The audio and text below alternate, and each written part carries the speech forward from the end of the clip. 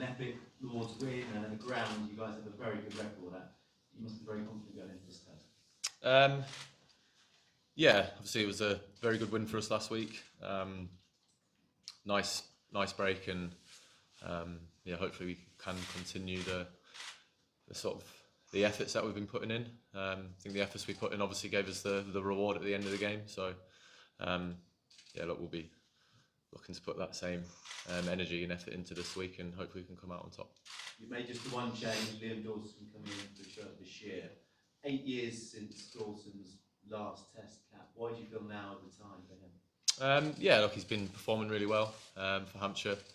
You know, for a while now, and yeah, I think he obviously getting recalled into the white ball team as well. He showed that he can just sort of come back in and you know, get to work straight away. I think someone, when you've got as much experience as Liam Dawson has, it makes coming back in a sort of not easier, but does make it easier, if that makes any sense at all. You know, because he's got all that experience to fall back on. But obviously, you know, I'm sure there'll be a bit of nerves for Dawson coming back in and playing his first game in 8 years, as he said. So, but yeah, he's a very good cricketer, and I'm excited for him this week. You'd have thought his international career was over. He's 35, but is this an opportunity for him to rejuvenate his test career? Yeah, I think, you know, if you get called back into a squad after a while, regardless of how old you are, you obviously, you know, you want to showcase your skills that you've got, regardless of how old you are. You know, it could be Dawson coming back in, could be you know, I don't know, people might look to that who are sort of aging a bit, maybe, knowing that it's not the end of the road. And you know, I don't think Dawson's the type of person or character to maybe ever think that in the back of his mind. But yeah, it just shows if you keep working hard and keep putting in good performances consistently, then you know you're always going to be spoken about and be there or thereabouts. The door would be open for the Ashes potentially if he can prove himself. Let's stick with this one for now. Okay. And in terms of Revsportz playing the fourth test of the series and choosing him ahead of Gus Atkinson, what was the thinking there in terms of the attack? Yeah, I think obviously we had a real big break after the Lord's game, so good opportunity for everyone to just get the feet up and freshen up.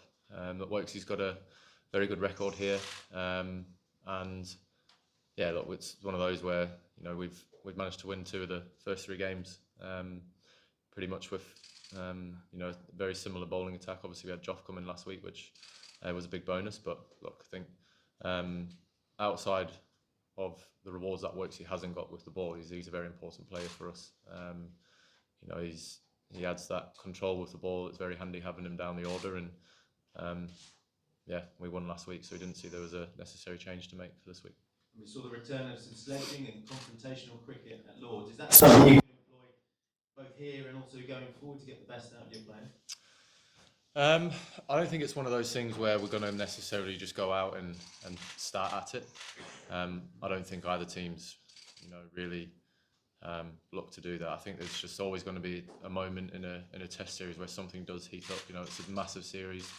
There's a lot of pressure on both teams to go out and perform. So look, the environment when you're out there, obviously there's going to be some moments and some heat showing, and yeah, obviously that night when Zach and Ben had to go out just sort of started it off.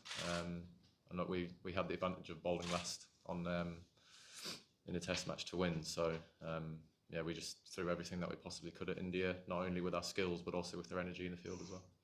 Harry Brooks said, Brendan McCullum said you guys have been too nice. Do you agree? Yeah, I think you know, potentially. But I guess it was one of those. It was a real nice moment, I think, as a team, that, you know, when you speak about something like that and then everyone buys into that.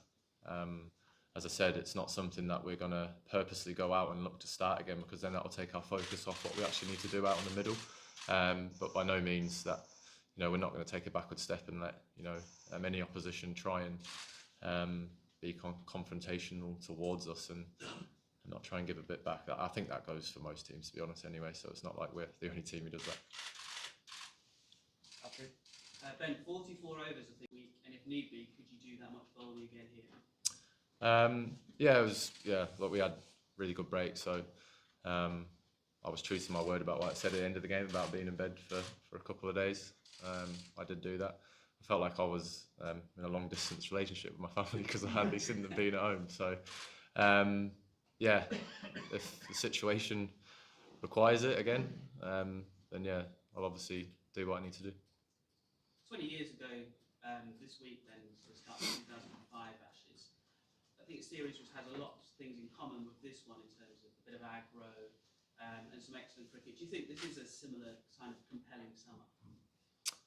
I think so far the series has been great to play in, and I presume it's been pretty good to watch as well. That 2005 Ashes series was great to watch, and I think we've gone all 5 days and all 3 tests so far. So it just proves that the quality of cricket's been outstanding so far. 2 teams going toe to toe, and not very much separating us at the moment. So look, it's been a great series so far. Still got 2 big games to go, and obviously one of those 2 starts tomorrow. So yeah, it's been good to be a part of so far. It's the traditional Mancunian weather. What are you expecting from the pitch? Don't really know, to be honest. Have to wait and see. It's been I don't know. First 3 wickets sort of haven't necessarily played the way that we thought they were going to, but just wait and see if the Manchester rain manages to hold off. We'll see. Dave, and then Joe, and then we'll go to Will. Patrick mentioned obviously you bowled 44 overs last week, including a 9-over spell and then a 10-over spell on the final day. I was just wondering, do you get enjoyment out of those spells when you're doing them, and is it a sign that you have full trust in your body again? I don't think enjoyment's the right word. It was one of those day 5, got nothing else to do for a while after that, and there was a test match win there for us to try and win, and I just felt really good, and even though I only got sort of 2 wickets throughout the day, I just felt like I was threatening. My rhythm felt really good. Everything felt just sort of easy. As a bowler, sometimes when you get into those rhythms, you just feel like you're just going through the motions, and you feel like you're sort of just warming up, if that makes sense. But everything's just coming out really well, and I consistently felt threatening in those spells, hence why I kept on going. And enjoyment, probably not the right word, but just wanted to win the game for my team.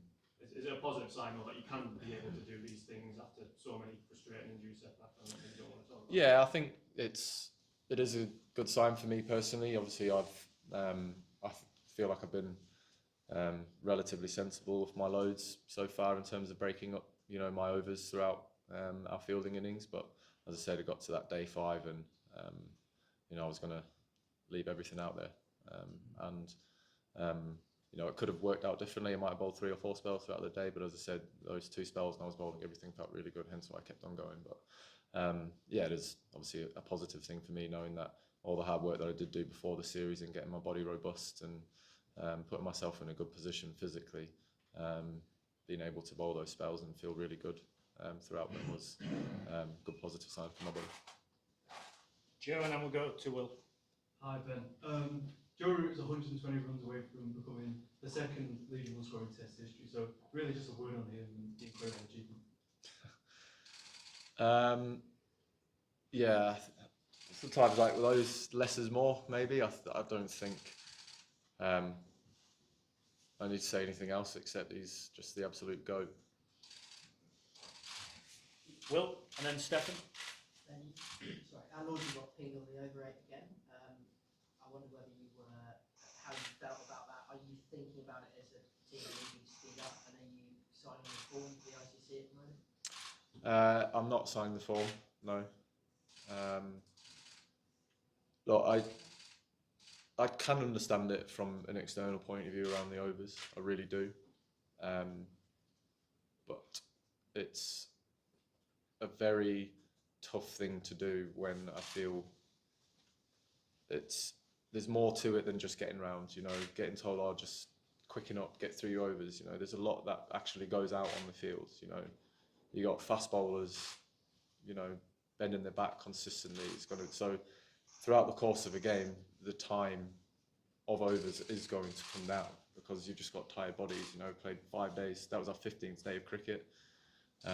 We obviously had an injury to Bash spinner, so we couldn't turn to our spinner as much as we would have liked to on day 5. So we had to, you know, throw seam at them for pretty much the whole day. So that's obviously going to slow things down. You know, and there is periods in the game where you do try and just slow everything. Yeah, more tactically, if anything like that. So over 8 isn't something that I worry about.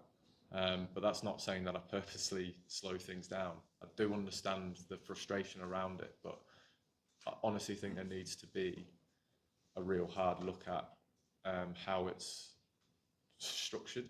You know, you can't have the same rules in Asia where spin is bowling 70% of the overs to have the same laws in, you know, New Zealand, Australia, England, where it's going to be 70-80% seam bowled because the spinner's over takes less time than the seamer's over. So, you know, common sense would think that you should look at maybe changing how the over rates are timed in different continents. Yeah, I think as well, like the over rates obviously have gone down over the course of quite a few years now. I wonder if scoring rates have got anything to do with that as well. You know, balls getting hit to the boundary more often, it's obviously going to take a lot longer. So I think there's just so much that influences how your over rates can be affected that it can't just be as simple as this is a time, this is what you need to do, because you want to keep the quality of cricket as high as you possibly can. And there is times in games where, you know, there isn't a game on the line where you will just throw the ball to a spinner to get your overs round, but then that's just, you know, you're playing an international game where you're just trying to get your over rate back. You know, I don't think people want to come and watch that. Stefan, please, and we'll go Matt. You've got Gilbert Anoka around the club this summer. Why did you feel you wanted him to bring him in, and what has he brought to the group? Yeah, obviously in all the time off we had between the New Zealand series and Zimbabwe this summer, with me and Baz, and you know, we spoke a lot about what we want to do and how we want to take the team forward, and we can say as much as we want, but we don't have the knowledge or the experience in, you know, pushing teams on to the next level, like where we want to go to.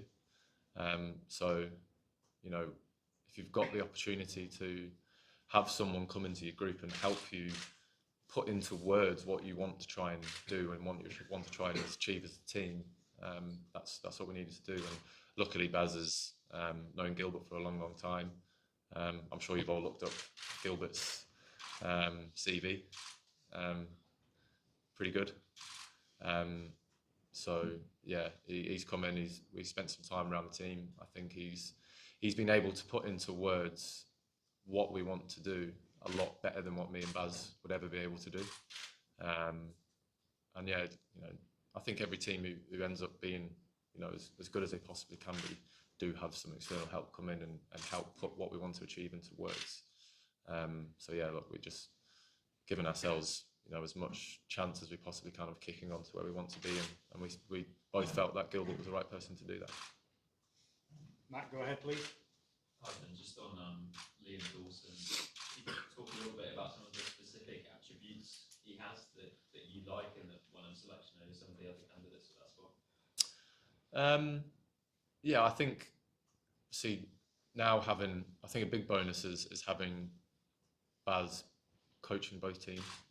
We've obviously got Brookie captain of the one-day team and being in this team as well. So I've known Dawes for a long time. I know, you know, the cricketer he is, but I think what does go under the radar is his competitiveness, and obviously he's just a cricketer who gives you so much, you know, with the ball. But you know, having someone like him down the order again, hopefully we're not relying on his runs at number 8 or 9, but yeah, just I think he's earned his call up to the Test team on the back of an unfortunate injury to Bash.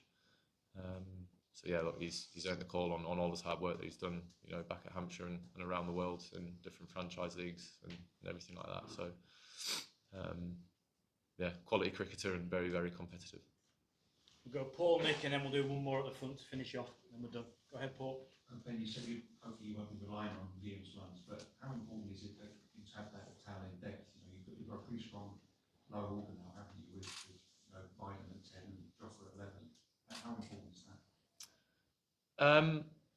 No, I wouldn't like to put importance on having Jofra at 11, but it is always nice looking at your team sheet, knowing that you bat all the way down to the tail end. But yeah, just like, you don't want to be putting too much onus, and you don't select your team going, oh, we need to have a stronger number 11.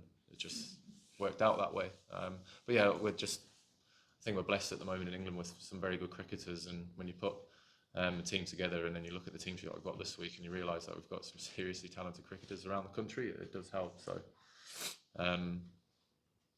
yeah. Nick, and then one to finish off at the front. Gilbert and Oka, is it mainly to do with culture, the team, and sort of what is that culture that you want?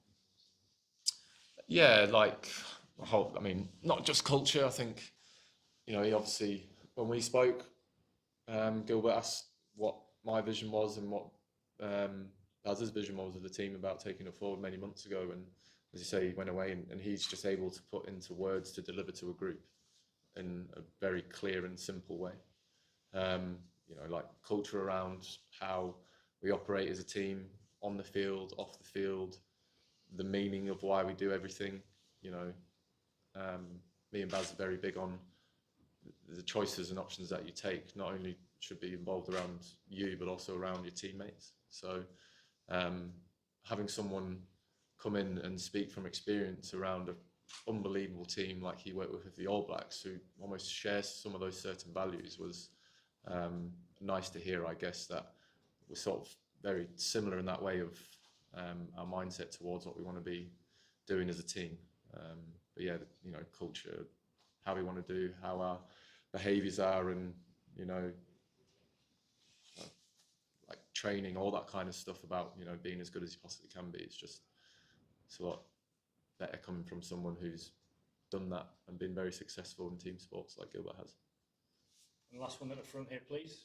I'm sorry for another Bumrah question in the press conference. But if you were his captain, how would you manage his workload? Would you play him in all the games? I'm not his captain. On that, we're done. Thank you.